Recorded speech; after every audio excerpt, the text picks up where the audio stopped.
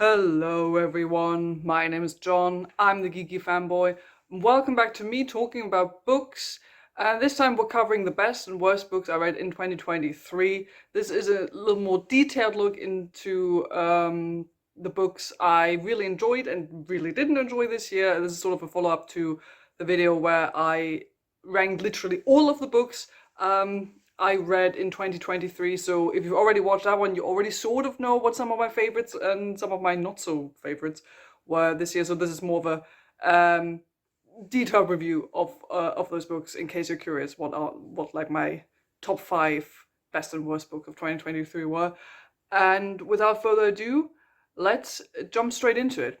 And let's start with something fun. Let's start with my first favorite book of 2023. And this was literally the first book I read in 2023, and it immediately became my only 5-star read of 2023 and was the best book I read that year. Namely, I'm Glad My Mom Died by Jeanette McCurdy. Now, I've spoken about this book before a little bit when I did my mid-year review back in 2023, August. And I already mentioned that I really enjoyed this book. I've been wanting to read this for such a long time, but it was sold out like in all the bookshops where I live.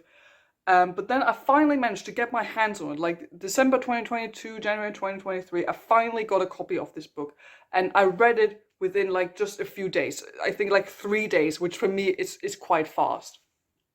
And this is such a wonderfully and like written book that I just couldn't put it down. I just had to read it. Like I had heard that this was supposed to be good, and obviously I'm familiar with the actress from her work on shows like iCarly, because that was sort of the time when I was a teenager.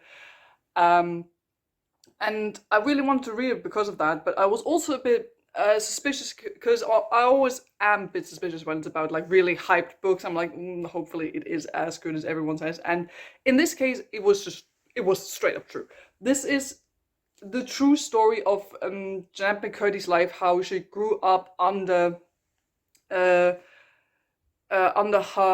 thumb of her mom, who was a very problematic and toxic woman. And this book details McCurdy's relationship with her mother, how she was essentially forced to become a child actor, how she got into this whole Hollywood acting business, how she came to be in shows like iCarly, and all the consequences and all the damage she took from that career and from having this toxic relationship with her mother. And then her mother becoming sick, getting cancer, sort of having to live with that, but also still having those mixed feelings about her mom, and then what happens after the mom died and how McCurdy dealt with that and how she is now sort of reclaiming her career and now actually does the stuff she enjoys doing, which is, for example, namely writing. And you can really tell that writing is the thing McCurdy is passionate about, because she writes this in such a great, interesting way where you can exactly understand at any given point in time how she felt about herself, about her mother, about her life. There's a great amount of reflection on certain events, some of those really traumatic as well. Like check out some trigger warnings before you get into this book, maybe. But also like just a reflection of what she felt at the time, like as you do when you're a child and you don't really understand yet what that those things that are happening to you aren't good. And she writes about those events and about her life with like a great sense of not only reflection but also a great amount of humor. Like this is a very witty kind of narration, a bit of dark humor, like just the right amount, the right type of humor where you laugh with her about what she's telling you, and to sort of take out a bit of the grim and the darkness of the events that she's telling you about, but not so much so that she's negating the awfulness of the things that have happened to her. Like there's still great amount of reflection and emphasis on this was bad and I realize this now, which is why this was so interesting to read. I think especially of for people who was like sort of my generation or a bit older than me, who are maybe McCurdy's age, who grew up watching her as an actor in those shows, and then you read this book and you sort of realize what was actually going on behind the scenes of those shows. And really like awful stuff that was going on, and not just from her mom, but also like from the production crew, from the director and the creators of those shows. And it's not just about like the Hollywood aspect and the child acting, which is obviously the most important aspect, but also like all of the other damage and psychological consequences that came from, the toxic relationship with her mom, and from growing up in such a controversial industry, like how she uh, developed an eating disorder, how she was also like depressed for a while, how she had really messed up perception of relationships and sex and romance and all that. So there are really like multiple facets of her life that McCurdy is addressing here, all sort of in connection to like her mom, her relationship with her mom, and her relationship with the acting industry.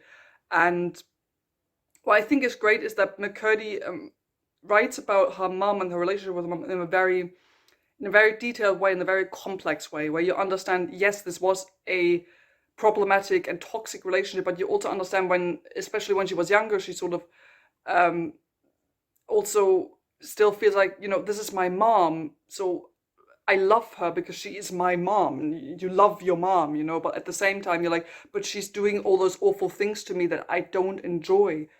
Um, and I think those complex and complicated feelings are described in a very interesting way, where you can really understand and get into McCurdy's mindset at the time. I think, especially also like afterwards, after the mom has died, sort of the repercussions and the consequences, sort of the mom raising her daughter in that way. Like you can really see how all of that comes back in years and years later, and how McCurdy then realized, oh, this is actually what I got from what happened years ago with my mom. And while this book does get dark in some places, it never like loses hope. Like there's always, like I said, the sense of humor. There's always the sense of reflection. There's always the sense of she managed to get out of that situation, and that she's now able to reflect on it in a very not necessarily objective, but like in a very understanding kind of way. And I think it's interesting and good that we get a book that says, yes, your mom is your mom, but just because she's your mom doesn't mean you're obligated to love her. Which is why I think this title is great, because as a society, of course, we often say, well, but that's your mom. You have to love your mom. She's like one of your parents. So you're sort of obligated to love her, but you're like, no, if she abuses you, if you're raised by her in a very toxic, problematic way, you don't owe her anything. And that's what I think this book manages to point out quite well, which is why this was my favorite book of 2023, and the first 5-star read, and only 5-star read of that year. Let's jump from a good biography to a biography I was also very excited about, but unfortunately did not end up enjoying, namely Page Boy by Elliot Page. I know I'm probably not necessarily making friends with saying this. Well, like I said, I was super duper excited to get into this book. I'm a huge fan of Elliot Page. I followed his career for quite a while, and his coming out and all that, and I was really excited to finally get into this, because I was like, oh cool, we're getting a memoir from arguably the most well-known trans man in the world right now, arguably, about his experience with being trans in Hollywood, in the acting world, and just the world in general, in America and Canada, all of that. And then I was really, really, really disappointed when I read this and realized it wasn't really about that. Like, first off, this book is written in a very confusing sort of way. Like, most biographies, also like McCurdy's book, are written mostly like chronologically, like sort of starting the beginning of your life, and then you just go through, the events of your life as you go on, like a timeline. That's what most books do. This book doesn't do that, which isn't necessarily a bad thing. Like, I understand you can still sort of structure biographies or memoirs differently. Like, you could structure chapters by by theme, by decade, by certain events in your life, any kind of structure is what this book is missing. Like this book reads like Page basically like just listed a bunch of events as he remembered them and then just wrote about them as they came to him. It sort of almost has like this stream of consciousness style, which I guess sort of makes sense for a memoir because it is his consciousness that he's writing about, I guess. But there was like no coherent red thread that ran through this biography. Like it was very confusing at times to tell at which point in time we were in Eliot's life. Like there were down to the very end, there were events that he referenced where I was like, hang on, in which year are we right now? Like I just didn't understand. Like occasionally it helped that he mentioned which movie or TV show he was currently working on, as he mentions them in the chapter, and then you could look them up and be like, okay, so we're in that year now, we're in that era of his life or something. But that didn't happen all the time, and so it was really confusing at times to like just sort of sort out all those events that he talks about, because sometimes he talks about his childhood, then suddenly you feel like, oh no, he's suddenly talking about now because he talks about experiencing transphobia, and then he jumps back to, I don't know, filming Juno or something, and then he back to teenagehood, and then back to that, and it wasn't always clear, and I didn't understand where the red thread was supposed to be. So the writing side in and of itself isn't necessarily the flaw here, because I still think it's easy and like easy to read and good to get into if it weren't for like the messy structure. And then one of my biggest problems I have with this book is, I was really excited to get a book about, what it means to be trans nowadays. And also because, trans men are often sort of underrepresented in the discourse surrounding trans people. So I was sort of excited, oh cool, we're getting a book by one of the most famous trans men in the world right now. And then the book isn't really about that. Like, Eliot talks about, for a large chunk of this book, he talks about his experience, what it meant to be at the time, before he came out, what it meant to be at the time a closeted lesbian in Hollywood. That's what he mostly talks about in this book. What it meant to be a closeted lesbian, how he experienced homophobia within the industry, and all that. That's mostly what this book is about. And very rarely does he mention like his second coming out, him coming out as trans, how he actually came to realize that he was trans, what it was like to transition under the public eye, what it was like to include his transition in some of the works he did, like for example in Umbrella Academy. There's none of that, almost none of that in this book whatsoever. He mostly talks about it in the last 30 pages of this book, and then it's mostly about the surgeries, the surgical transitions, and then everything is sort of okay, and that's it. Like he doesn't really that much talk about how did he come to realize that he was trans? Was that feeling always there? How did it develop? How did he experience transitioning or coming out as trans under such a public eye? How did he deal with that? How did he feel about his transition being included in his work? Nothing. There's nothing in this book that's like that.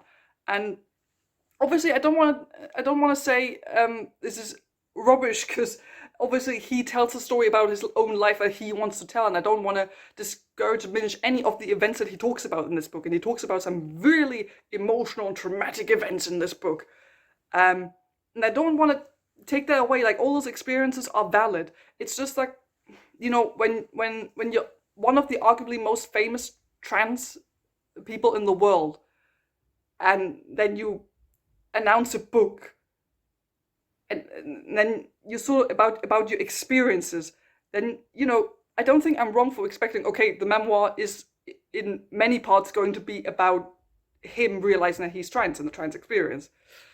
Am I wrong for thinking that, for expecting that? Because that's what I was expecting and I didn't get it. And I also wished he would have reflected on some of those events a bit more. Like he talks about some really serious shit in some of those chapters, but then he doesn't really reflect on those events. Like he sort of names them, that they happened, that they were bad or good or something, but then there's like no retrospective reflection on those events. It's not like, it's nothing about like how does he reflect upon those events now, how does he see them now, how have their influences thinking then, how have their influences thinking now. I was really missing like the introspective detail in this that I loved so much in McCurdy's book.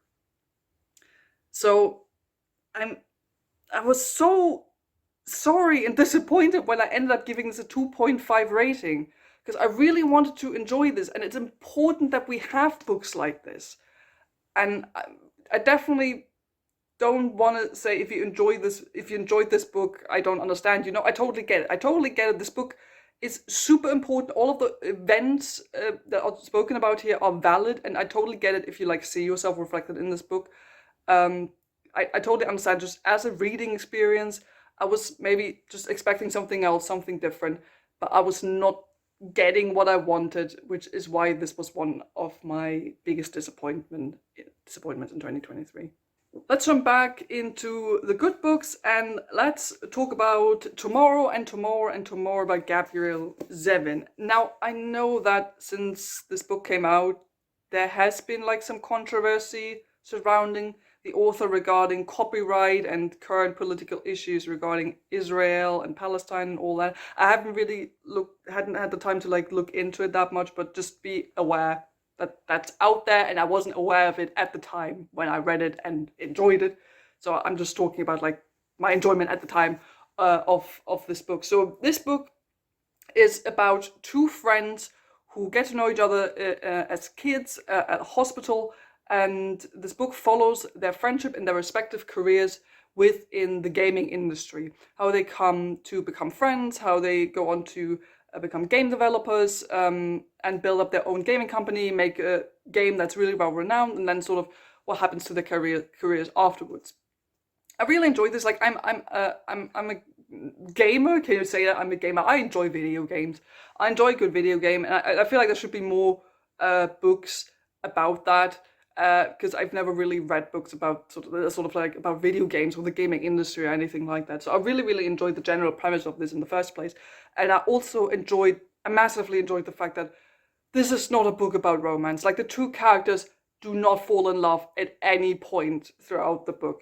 They're just two really good friends who go through the highs and lows of a lifelong friendship, which means they get to know each other as children. They have some falling out along the way. They reunite when they're like sort of college age. They make the game. Making the game is a great experience, but also it's sort of hard to deal with all the fame they get after that. Then they sort of have like some falling out. They have mutual friends they sort of fight over. Then they come back together as friends to develop games. Like there's some really good highs and lows going on in this book. Yes, it was a bit repetitive in some places in regards to like how this was structured. Now they're friends, now they're not friends, now they're friends again, now they're not friends. That was a little bit repetitive, but overall, I think this is a very enjoyable read about an industry I think that doesn't get explored enough in literary fiction, with two characters that I thought were very realistic. Like I know some people were like, oh, one of those characters is an arsehole and the other one is really nice, or like reverse that. You can basically apply that to any of the characters. I know that there was a lot of like discussion going on about the two main characters, but that's what I think makes these two characters so great, because they were very realistically written. I think there were things about them that I enjoyed, like just as people. I thought that makes them an enjoyable person, and then there were aspects where like, oh, that makes them an interesting character, and then they also have flaws and they do the wrong things sometimes, where you're like, oh, why are you doing that right now? No, please don't. That's a really shitty move. And that's what a good character should be, I think. A character who has edges, who has flaws, who's interesting to read about, because a good character doesn't necessarily have to be relatable and a good person. A character, in order to be good, has to be interesting. I want to be able to like think about them and be like, I wonder what they would do in that situation. And that's what happens with the two main characters in this book. I wanted to know how would they approach the situation, how would they work things out, how would they approach the video game making process. I was engaged with not only their friendship but also their respective careers, because they're very differing people. Because on the one hand, like on the one side, you have like this very ambitious young woman who wants to make it in the game developing world, which is mostly populated by men, obviously, and she like even visits like a college or like a university class about game development, which is taught by like this famous game developer dude who even ends up sort of dating her in a very problematic kind of relationship. But then she also wants to make her own way in the world, wants to develop a game, but she's not really all about like the fame that comes with developing a video game, and she sort of leaves that to her friend, because on the other side we have her friend who is a bit more who's also shy, but also like sort of finds sort of his calling in their video game development, does all of like the press and the public and all that, but he also has like some personal shit, some personal drama because of a death in the family, and because of an injury that he has.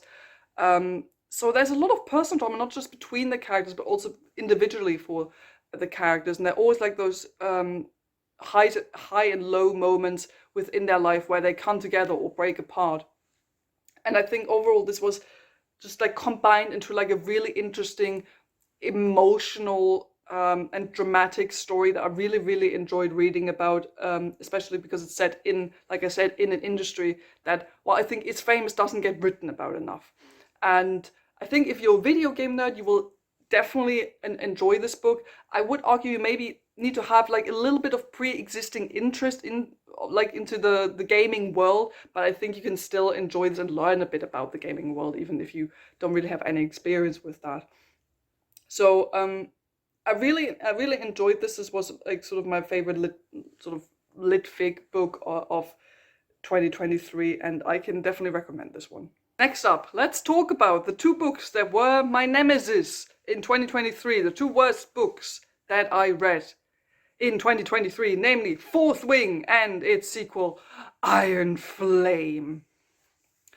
Now, I spent a very, very, very long time talking about both books individually. I think I spent like 3 hours talking about Fourth Wing, and I spent more than 4 hours talking about Iron Flame. So I'm only maybe going to give you the highlights here, because, okay, let's be honest. Fourth Wing was everywhere in 2023, like everywhere. You could not escape it. Like, I would argue that I'm not like that deep into the online book community, but even I couldn't escape the hype that surrounded Fourth Wing. Like, people I followed on Goodreads, like on my Instagram and all that, they were going on about read Fourth Wing, it's like the sensation of the year. And at first I was a bit suspicious, because I was like, I'm usually a bit careful with like really hyped books, especially if they're like so hyped online, you know, book talk and all that. And also it's romantasy, which isn't really like one of my favorite genres, because I do love fantasy, but I'm not really a romance guy. But like everyone was raving about how amazing Fourth Wing is. Like even people I've followed on Goodreads who make reviews about books and stuff, they were like, one of the best fantasy books I've read, you have to read this. So at some point, I was weak and decided, okay, I'm gonna read it, just so I know what the freaking hell everyone's going on about. And that was a mistake. That was the biggest mistake I've made in my entire life, because I read that book, didn't like it, then made a 3-hour review about it, and now I think I'm doomed to do this for the rest of the series, because people really enjoy hearing me rant about the Fourth Wing series. So Fourth Wing is the most overhyped piece of garbage literature I've probably read in a long time.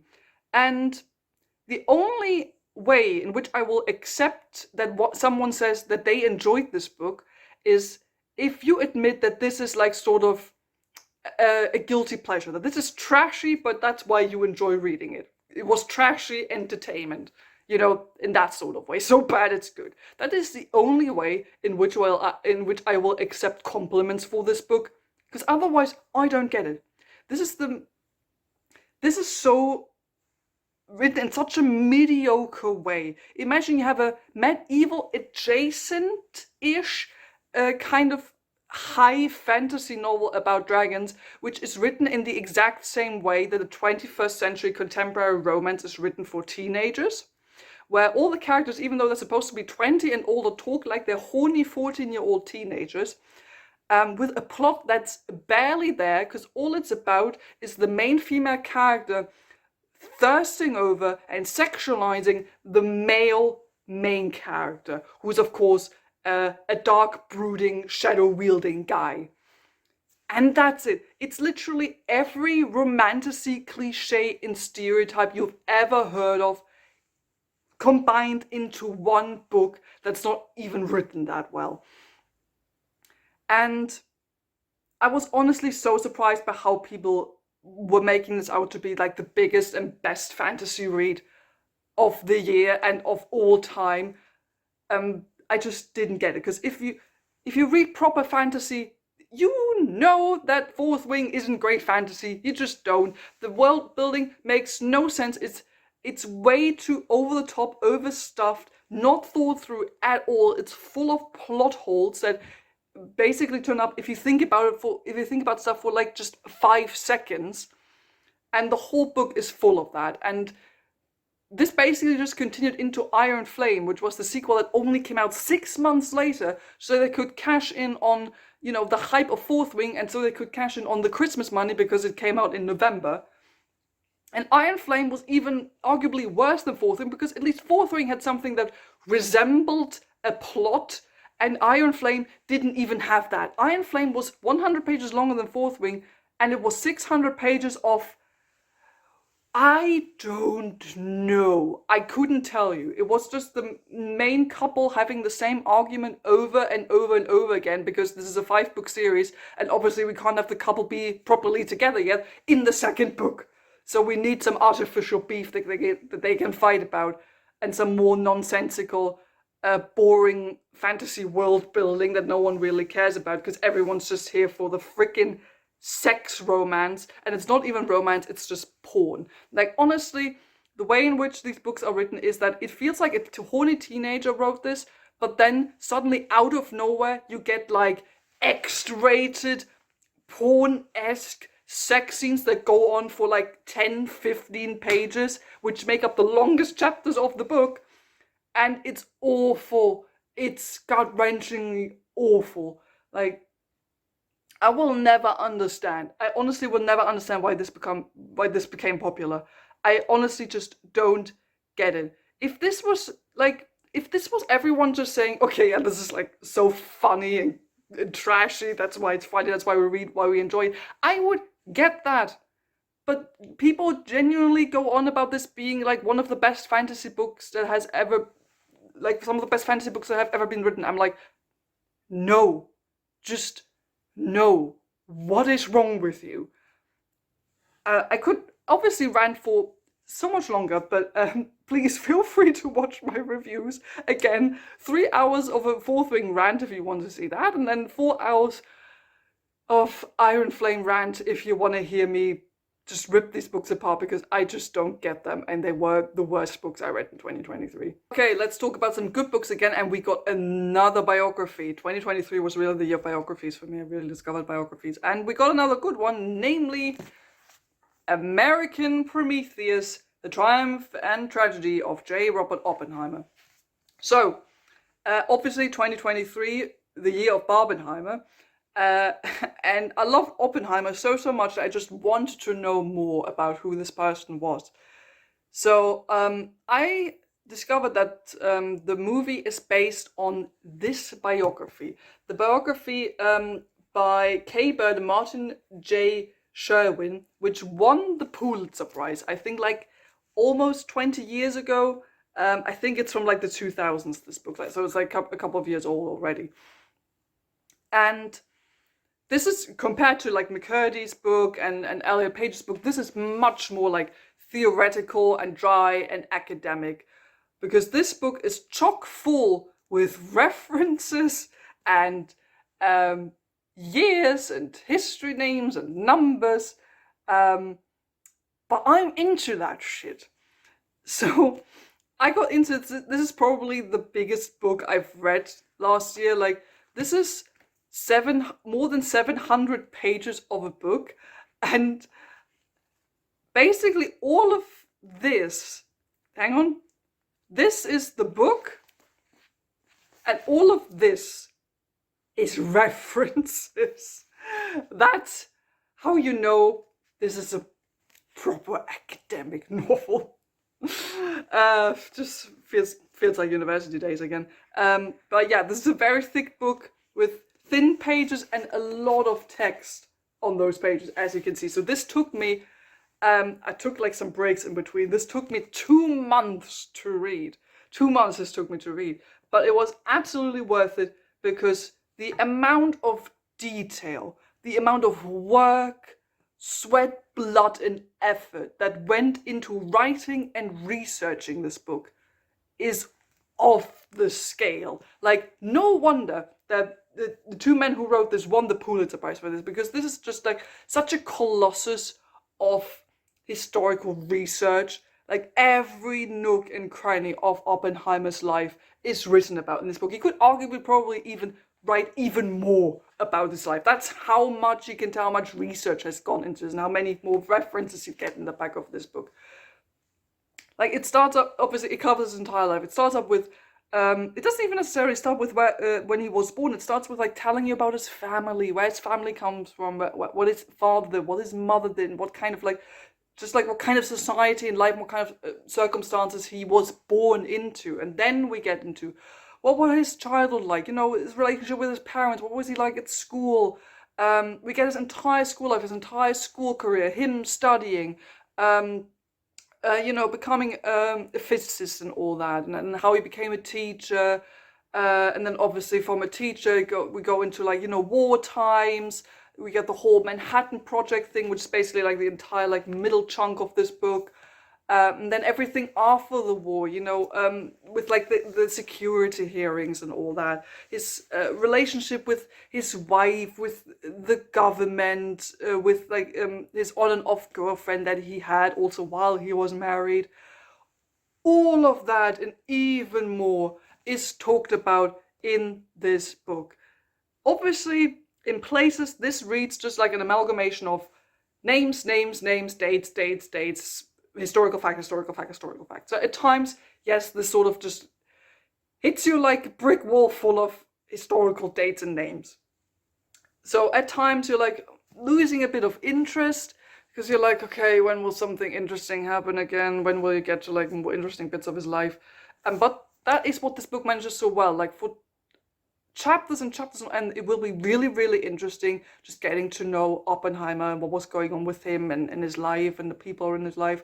Then you get like 1 or 2 chapters of, yeah, it's a bit dry and a lot of explanatory stuff, but then there will always be something that like just catches your attention again. It draws you back into his life because you're like, oh, that's interesting, tell me more. And then the book tells you more about what was going on, because there were just so many aspects. I was like, because him developing or helping to develop the atomic bomb was obviously a huge chunk of his life, but there's so much more that happened before and afterwards that was important and interesting as well to this man.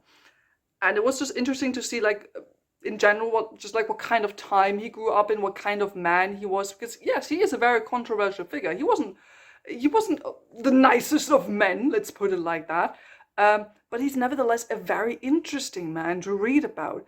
And if, like me, you like the movie, or just curious after watching the movie about who was this Oppenheimer guy, like, for real, definitely check out this book. There's just so many different aspects and facets of his life that are addressed here. So much so that in ways, sometimes this book stays a bit too close to Oppenheimer. Like, sometimes there are 1 or 2 people, especially like his wife or his girlfriend, his on and off girlfriend, where you're like, oh, I wish the book could have spoken a bit more about them at times as well.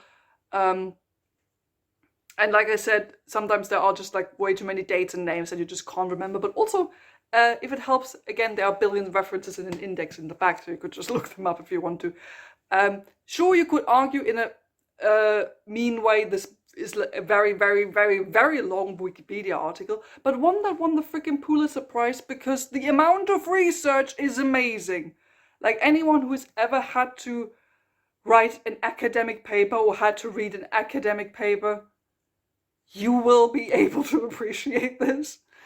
And it was just like very, very fascinating novel, well, not novel, a very fascinating book to get into, just read about an interesting historical figure that is so controversial but nevertheless fascinating to read about. and I can honestly recommend this to anyone who's like, who was interested or fascinated by the movie, obviously, but anyone who's like into historical figures or wants to like just read well researched text, then I can definitely recommend this one to you. Next up, we have a book that I already ranted a bit about in my mid-year 2023 wrap-up, namely Hell Followed With Us by Andrew Joseph White. And we will meet Andrew Joseph White again later. Hint. So, this book, I was very excited about to read when I discovered it at the bookshop, because this book is about a young trans boy who grows up in a church cult that is responsible for essentially for the apocalypse, and he has been infected by a virus that slowly turns him into some kind of fucked up angelic creature, and the boy manages to escape and is rescued by an LGBTQ plus youth group. And he's rescued by them while the apocalypse is going on, and he slowly falls in love with the leader of the youth group while the cult is still searching for him.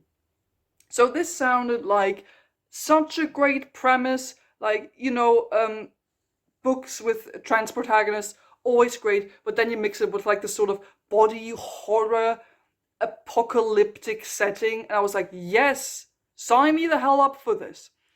Unfortunately, you can tell that this was a debut novel, because while the writing style in and of itself wasn't bad, just like the general structure and the way the story was described and laid out wasn't that great. Well, first off, the main character was blank as hell. Like, all he was trans.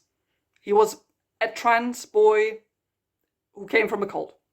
That's all he was. And he had to mention that he was trans in literally every single chapter.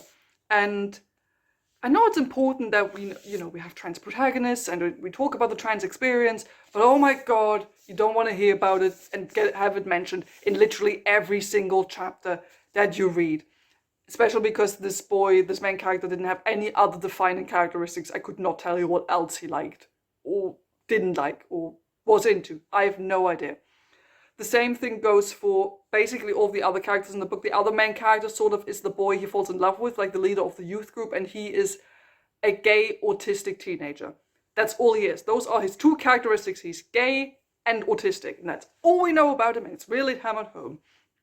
And I didn't like that.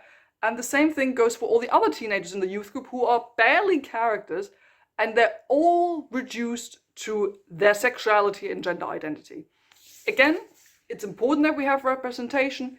It's really great to see so many different kind of identities represented in this book. Like this, I think that this might be the first book where I've read where a character uses neo-pronouns. I think it was the first one for me. Great, but you know, a character is more than just their sexuality and or their gender identity. I will not give a book praises simply because it happens to have a bunch of queer characters. It's great that they're there, but they also need actual personality. Like, I will not give this book 5 stars just because it has great queer characters, because literally almost all the characters in this book are queer, but I don't really know anything about them, and I didn't like reading about them, and I honestly thought it was a bit annoying at times.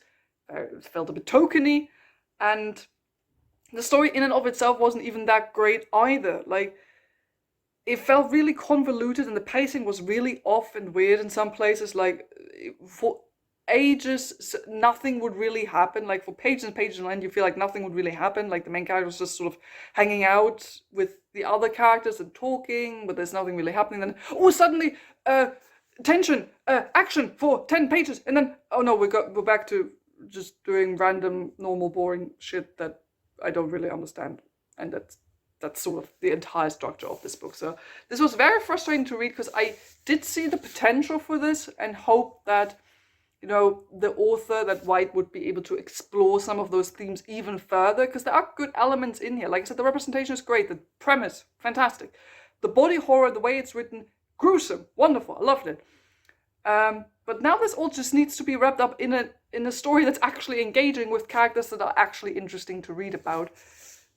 So this wasn't that interesting of a read for me, but it was interesting enough that I decided to pick up Andrew Joseph White's next book, which I will talk about later. Next up, we're talking about the one book that managed to make me cry in 2023, namely Our Wives Under the Sea. Now, I read this book because my girlfriend read it, and they really, really enjoyed it. And she said, you have to read this, this is great. And I was like, yeah, sure. I was a bit suspicious because it's a debut novel, and it's a rather character-driven story, sort of like very slow. And I usually tend to have like some problems with, which is more of a personal thing, of course. I tend to have problems with like slow character-driven books. But Our Wives Under the Sea was such a wonderful read. Like the author, I think previously has written like short stories, but this was, I think, their first like proper novel. The way it's written, you cannot tell that at all. Like this is written in such a wonderful, like melancholically beautiful way. So much so that, like I said, it made me cry. It made me cry at the very end, so I can't really talk about what it was that made me cry. But it was simply written in such a almost like way too subtle emotional way, where it just like sort of had been building up over the entire novel. You sort of knew what was coming, but the author just manages to like really develop and then hit the right notes on like the character development in this book. So this book is about a couple, two women. One of them goes on a deep sea expedition, is missing for a long time, and then comes back to her wife. And we read mostly from, we read from both of their perspectives, but mostly we read from the POV of the wife, who had stayed home this entire time waiting for her wife to come home. And then we see how she deals with her wife suddenly coming back, how she feels about that, and how she deals with the consequences of that deep sea expedition, because the wife who was on that expedition comes back changed. We don't actually entirely know, especially not at the beginning of the novel, we don't actually know what exactly has happened to her. We just know something awful happened. And now she's returned changed. Something is off. Psychologically, mentally, physically, she is different. She is changing. And we just follow these two women dealing with the fallout and the consequences of that expedition, and just seeing how the deep sea explorer changes, and how her wife has to deal with those strange new facets and elements of their relationship, how she feels about those developments, how she's desperately trying to like cling on to normalcy but can't, while at the same time like just sort of trying to take care of her wife, but also like trying to live her own life. And it's a bit hard to describe what exactly happens, because it's a rather short novel, but it's still slow and intimate. There are only like one or two bits in the middle of the book where it drags a bit, but manages to like draw you in again quite quickly, because it's just really fascinating to read about the emotional explorations of these two women, because similar to the one wife, you just want to know what has happened. How are they going to deal with this? And on the other side, you occasionally get these chapters from the wife who went on deep sea exploration, and similar to her, you're like scared. You don't exactly know what it is that's happening to her, but you know whatever it is that is happening is monumentally different. It's very Lovecraftian in that sort of way, where you don't really know what it is that you encounter in the deep sea. And it all culminates in a strangely beautiful but sad ending, where it really leaves you thinking. It makes you sad but also happy in a strange way, like where we sort of leave the couple. And I honestly didn't expect it to be like so intimate and to really get to me emotionally. But honestly, even if someone like me, who usually, like I said, is really not that great with like slow character driven books, and then you get a book like this that just really gets to me, I can honestly recommend this to anyone. It's a great read. It's relatively short. You get through it quite quickly. Like I said, it's written very well. And I honestly can recommend this to anyone who wants something like a bit more strange, slightly horror-esque almost, who just wants something like, it's a bit of a surprise, it's a bit different, but nevertheless very, very emotional.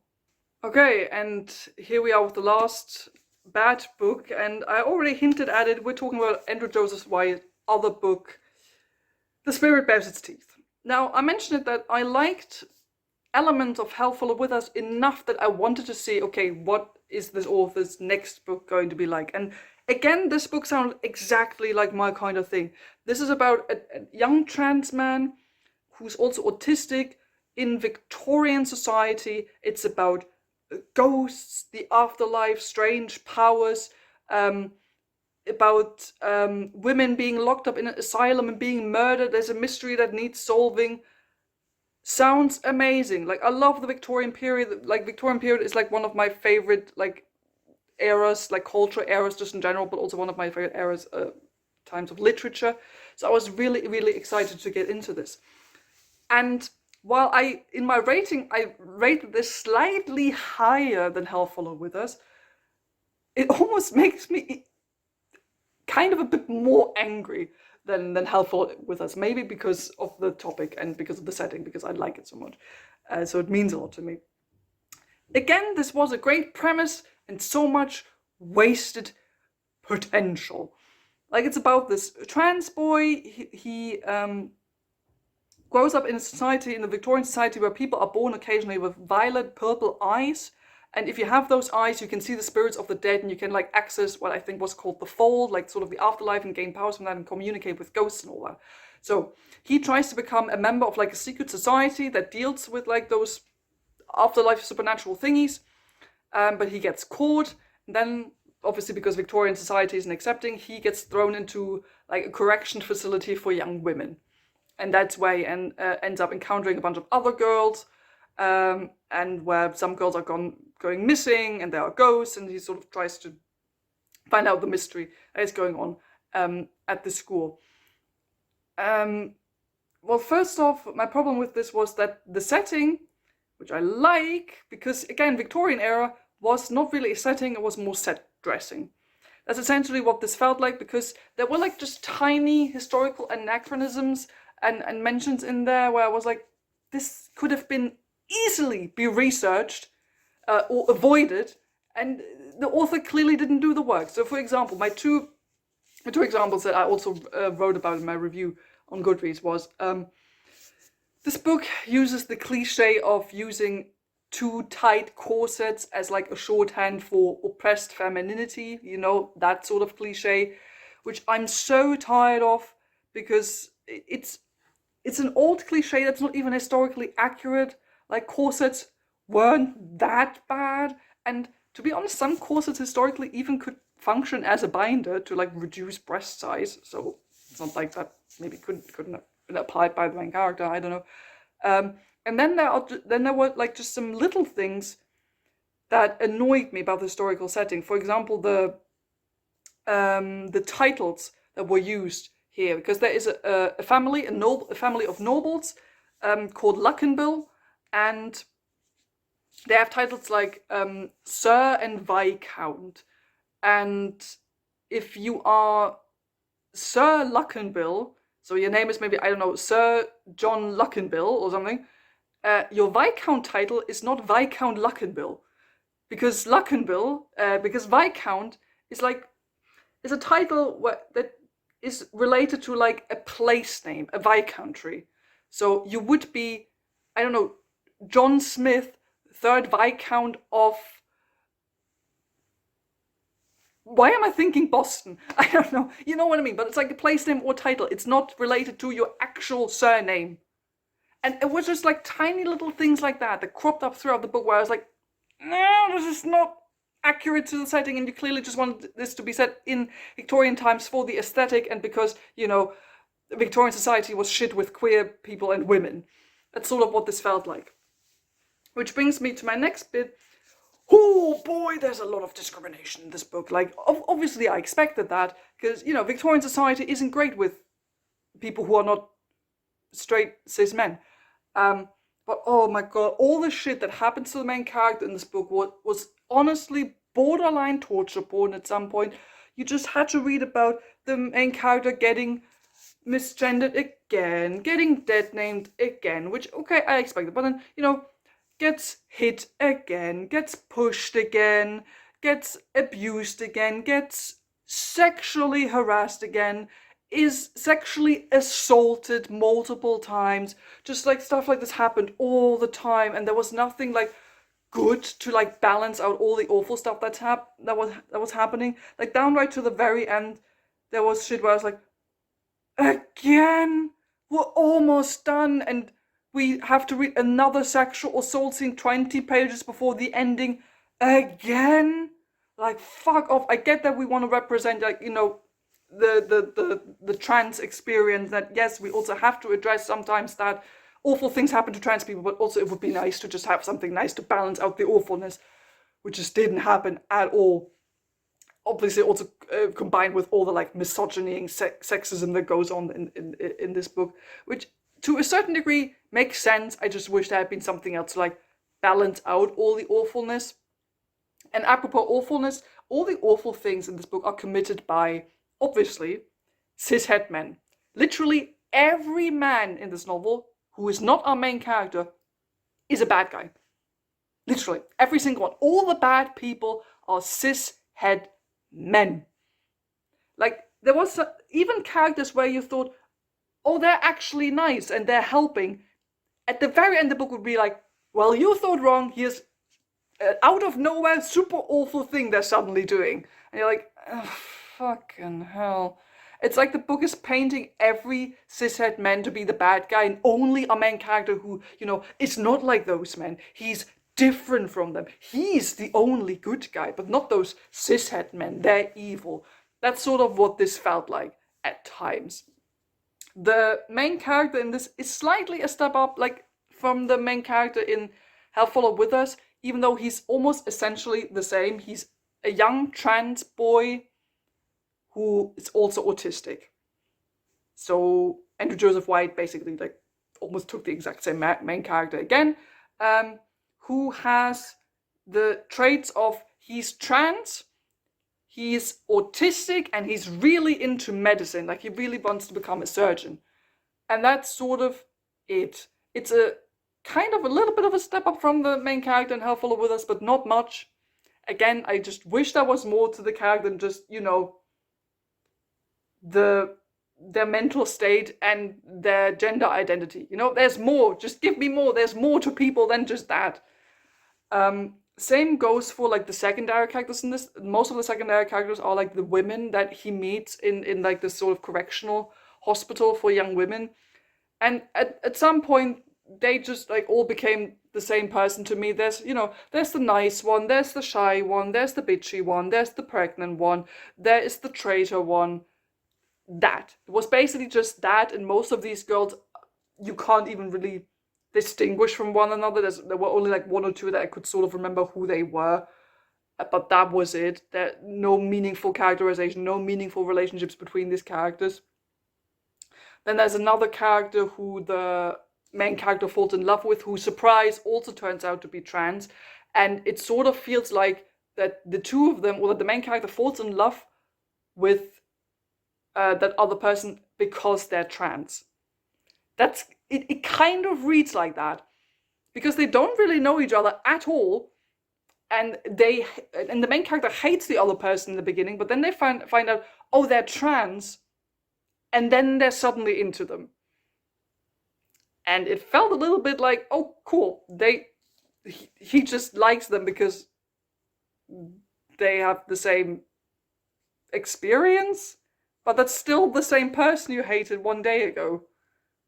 I don't know, there was not enough like work done within the writing to like really sell the romance to me that was going on um, in this book. There were just like so many little things and elements in this novel that just disappointed me and made me angry to no end. Because the worst thing is when you read a book and in your mind you come up with a more interesting story than the one you're actually reading about right now. Because again, like Have Follow With Us, Andrew Joseph White has a great concept, a great premise that is super interesting to potentially read about. But then you read the actual book and it's super boring. It's like very flat and just surface level exploration of the themes and of the story itself. And in your head, you're thinking about all the other more interesting things that could happen right now that are not happening in the story that you're actually reading, which is so disappointing because I do think we need more books like this. I love that we have books with like trans protagonists and that we're giving, YA youth more like representative stuff. I love that. Again, it's not again, while that is important, it's also not enough to just be like, that character is queer or disabled and that's why they're good and that's why I should receive praise for the book. And I'm like, no, it's great to do the representation, but these characters also have to be actually interesting for me to care about them.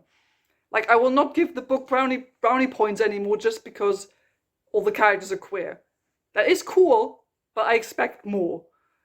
And at this point, I'm just wondering, maybe Andrew Joseph White's books just aren't for me. I think he's publishing an adult fantasy book soon. I might read that. Maybe I enjoy that one a bit more, but I just can't really get along with like the YA stuff he writes. Again, I do think it's important that we have representation. I think we do need more books like this, but I will not sit here and tell you this book is great because, it has great queer representation, because that is not enough to make me enjoy a book. I need a story that actually functions and is interesting and engaging, and I need characters that are detailed and interesting. Unfortunately, I just didn't get that. Okay, and last but by no means least, the fifth favorite book I read in 2023, Bookshops and Bone Dust by Travis Baldree. Now, I had read Legends and Lattes, which is why I actually read this one. So I talked about Legends and Lattes in my mid-year wrap-up for 2023, and I liked it a lot. I was really getting into like the whole cozy fantasy vibe, and I liked it so much that I immediately got the prequel. So this is a prequel to Legends and Lattes. It's about the same main characters, about Viv, the orc barbarian, and in this book, she is still adventuring. However, she suffers an injury and has to spend some time recuperating in like a little seaside village. And there she meets a bunch of people and starts helping out at the local bookshop, starts building it up again, making it profitable again, and sort of makes friends, has found family. At the same time, like some of the enemies she's made adventuring in the past are coming back to haunt her, so that's sort of going on as well.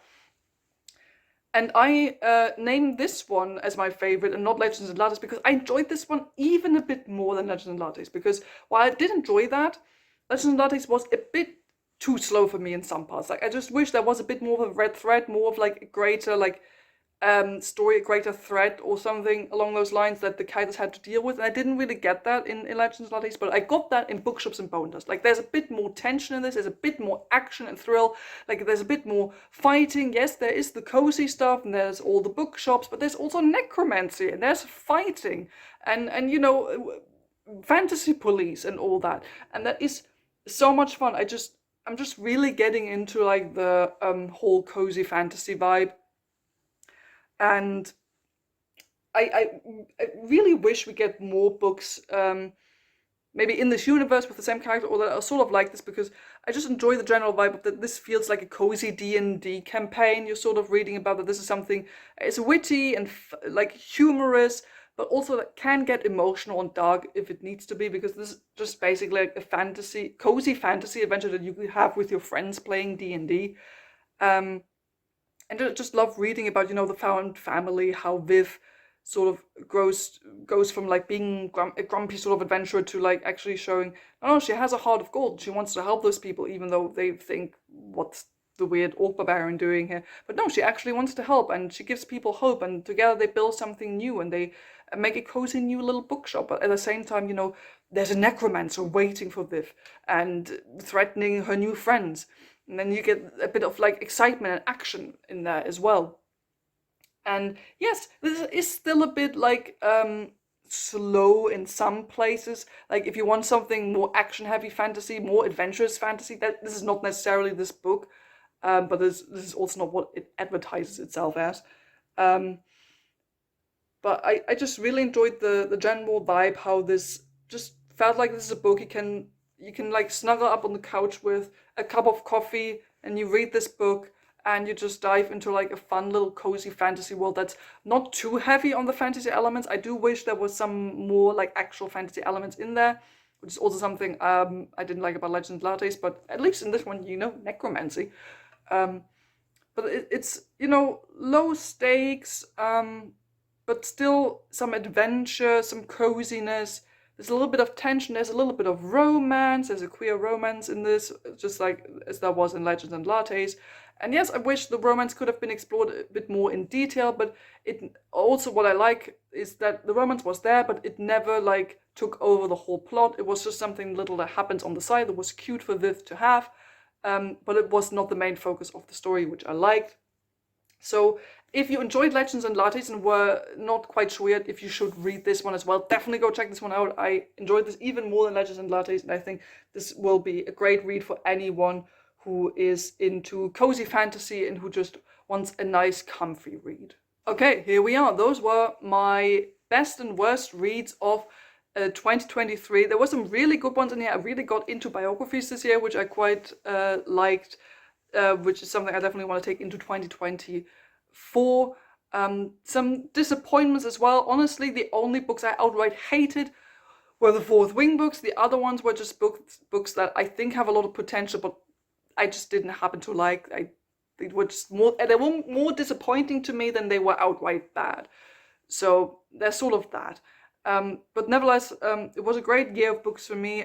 If you have any comments, or if you also read some of those books I talked about here, please do tell me down in the comments below what your thoughts on those books were. I would love to hear some of your thoughts and opinions. I love discussing books with you in the comments, so please do tell me down in the comments below if you've read any of those books, what your thoughts and opinions were. And of course, please tell me what your favorite books, or not so favorite books of 2023 were. I'd love to hear from you and love to maybe even get some new book recommendations out of that. Thank you so much for watching. If you're curious about other books I have read, I am reading right now, or just want to hear some reviews or thoughts of mine, do follow me on Goodreads or on Storygraph. Links for those profiles are down in the description below. Make sure to follow me on there. I write reviews for almost every book I read. That's it for now. Thank you so much for watching. Don't forget to like and subscribe if you haven't done it already. And I'll see all of you very soon. Goodbye.